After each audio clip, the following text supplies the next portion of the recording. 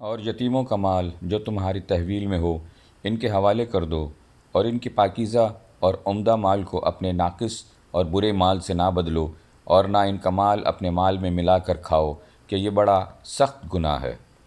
وابتلوا اليتامى حتى إذا بلغوا النكاح فإن آنستم منهم رشدا فادفعوا إليهم أموالهم ولا تأكلوها إسرافا وبدارا أن يكبروا ومن كان غنيا فليستعفف ومن كان فقيرا فليأكل بالمعروف فإذا دفعتم إليهم أموالهم فأشهدوا عليهم وكفى بالله حسيبا۔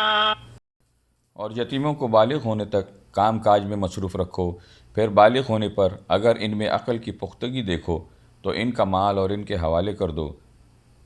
اور اس خوف سے کہ وہ بڑے ہو جائیں گے، یعنی بڑے ہو کر تم سے اپنا مال واپس لے لیں گے، اس کو فضول خرچی اور جلدی میں نہ اڑا دینا۔ جو شخص آسودہ حال ہو اس کو ایسے مال سے قطعی طور پر پرہیز رکھنا چاہیے، اور جو بے مقدور ہو وہ مناسب طور پر یعنی بقدر خدمت کچھ لے لے، اور جب ان کا مال ان کے حوالے کرنے لگو